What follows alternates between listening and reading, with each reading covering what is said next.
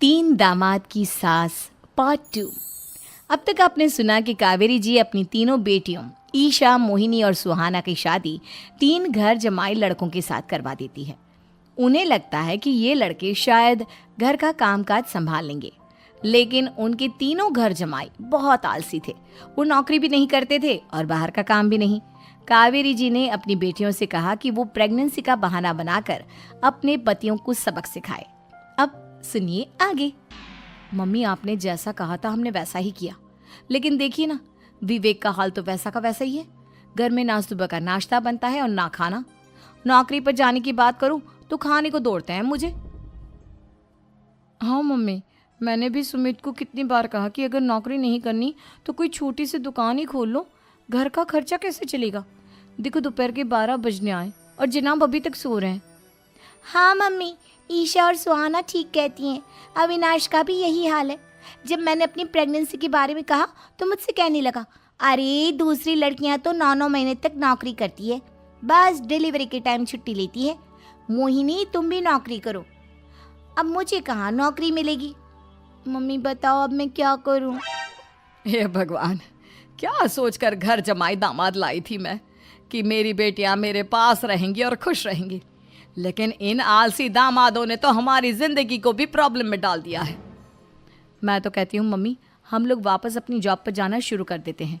बता देते हैं इन लोगों को कि हमने प्रेगनेंसी का बहाना किया है। नहीं नहीं बेटा, ऐसी गलती भी मत करना। अगर तुमने ऐसा किया तो इन तीनों की आदत और ख़राब हो जाएगी। अरे आज नहीं तो कल कभी तो तुम प्रेग्नेंट होगी, तब वापस यही प्रॉब्लम आएगी। तब क्या करोगी तुम तीनों। हाँ मम्मी, आपकी बात तो बिल्कुल सही है। इन लोगों को तो सुधारना ही पड़ेगा। लेकिन कैसे? अपने बच्चों के आने की खबर सुनकर भी इन लोगों पर कोई असर नहीं हो रहा। पैसे कमाने के लिए घर से बाहर निकलना ही नहीं चाहते ये तीनों। अब मेरे दिमाग में एक प्लान आया है। तुम तीनों चिंता मत करो, उन तीनों को बुलाओ, फिर मैं बात करती हूँ। थोड़ी देर बाद कावेरी जी अपने तीनों दामादों को सामने बुलाकर अपनी बात कहना शुरू करती हैं। अविनाश, सुमित और विवेक, देखो बेटा, मैं ना तुम तीनों से बड़ा प्यार करती हूँ, इसीलिए तो तुम्हें घर जमाई बना कर रखा है मैंने। अरे मम्मी जी, सीधे सीधे कहिए ना, क्या बात है। प्यार तो हम भी आपको बहुत करते हैं। अरे मम्मी जी, आपकी इज्जत भी बहुत करते हैं। अरे भाई, आपके जैसी सास और कमाने वाली बीवी सबको मिलती है क्या? हाँ मम्मी, विवेक और सुमित ठीक कह रहे हैं। आपकी बेटी से शादी करके मेरी तो ज़िंदगी ही अच्छी हो गई है। जानती हूँ मैं, और ये भी जानती हूँ कि तुम तीनों अपने अपनी बीवियों से बहुत प्यार करते हो। बेटा, बात ऐसी है कि हमारे कुल गुरु ने कहा है कि प्रेग्नेंट होने के बाद मेरी तीनों बेटियाँ शुरू के 4 महीने हमारे गांव में जाकर रहेगी, जहाँ मेरे चाचा जी रहते हैं। अरे लेकिन क्यों मम्मी, गांव में जाकर रहने की क्या ज़रूरत है इन तीनों को। वो क्या है ना बेटा, हमारे परिवार को एक श्राप है। अगर मेरी बेटियों ने यहाँ पर बच्चा पैदा करने की कोशिश की तो उनके बच्चों को कुछ भी हो सकता है। इसलिए अब से लेकर 4 महीने पूरे होने तक इन्हें गांव वाले घर में रहना पड़ेगा। हाँ तो इसमें प्रॉब्लम क्या है मम्मी जी? हम भी वहाँ जाकर रहेंगे, पिकनिक मनाएंगे। अरे भाई, बीवी जहाँ हम भी वहाँ। हाँ यार, आइडिया तो बहुत अच्छा है। शहर की ज़िंदगी में रह रहकर परेशान हो चुके हैं, अब कुछ दिन गांव में बिताएंगे। तुम लोग समझने की कोशिश क्यों नहीं करते। तुम में से कोई भी वहाँ नहीं जा सकता, और मैं यहाँ रहूँगी ना तुम तीनों के साथ। 4 महीने की तो बात है, उसके बाद ये तीनों ही लौट कर आ जाएंगी। ठीक है मम्मी जी, अब हमारे बच्चों का सवाल है तो ये तो करना ही पड़ेगा। कावेरी अपनी तीनों बेटियों को कुछ दिन के लिए घर से बाहर कहीं दूसरे शहर में रहने के लिए भेज देती है। कुछ दिनों के बाद, अरे मम्मी जी, बहुत दिन से पिज्ज़ा नहीं खाया, मंगवाइए ना। क्या बताऊं बेटा, पहले तो बेटियां खर्चा दे देती थी क्योंकि उनकी नौकरी थी, लेकिन अब तो मेरे पास पैसे ही नहीं बचे। थोड़े बहुत पैसे हैं जो बच्चों की डिलीवरी में काम आएंगे। लेकिन मम्मी जी, आपकी बेटियों को वापस आने में तो अभी बहुत वक्त बाकी है। वही सोच सोच कर परेशान हो रही हूँ। सोच रही हूँ कल से दूध भी बंद करवा देती हूँ। अब दूध वाले को देने के लिए पैसे भी तो नहीं है ना।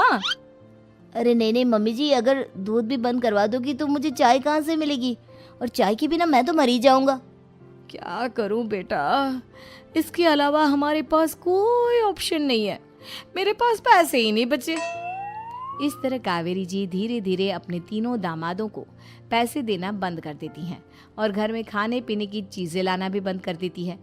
अब वो तीनों बुरी तरह से परेशान होने लगे थे और इसलिए एक दिन तीनों प्लान करके घर से बाहर निकलते हैं और बाजार में जाने के बाद यार अच्छा खाना खाए हुए कितने दिन हो गए, पता नहीं कब अच्छा खाना मिलेगा। हमारी बीवियों के जाने के बाद तो हमारी हालत भिखारियों जैसी हो गई है यार। कुछ भी हो, मुझे तो आज पिज्ज़ा खाना ही खाना है। जेब में 1 रुपया नहीं है और पिज्जा खाएगा, कहाँ से आएंगे पैसे? अरे देख वहाँ सामने बोर्ड पर क्या लिखा हुआ है, कंप्यूटर पर काम करने के लिए एक आदमी की आवश्यकता है। भाई मैं तो जा रहा हूँ, काम करूँगा और शाम तक पैसे लाकर आराम से पिज्ज़ा खाऊंगा। जा जा, तुझे कोई काम नहीं देने वाला, हम तो घर जा रहे हैं। चल भाई सुमित। सुमित और अविनाश वहाँ से चले जाते हैं और विवेक उस कंप्यूटर शॉप पर सारा दिन काम करके 5,000 रुपये कमा कर घर लौट कर आता है और अपने खाने के लिए अच्छी अच्छी चीज़ें भी लेकर आता है।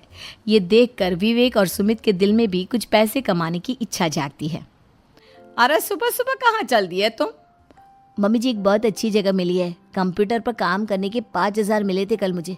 अगर रोज़ काम करूँगा तो पूरे 40,000 की तनख्वाह। अरे वाह, ये तो बहुत अच्छी बात है दामाद जी, आपको जाना ही चाहिए।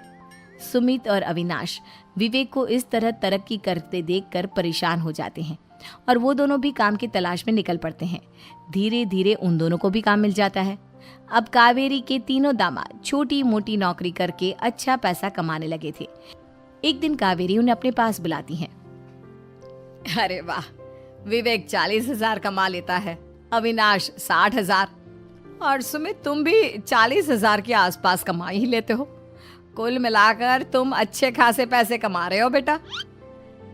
हाँ मम्मी जी, बहुत मज़ा आता है जब महीने के एंड में मोटी रकम हाथ में आती है।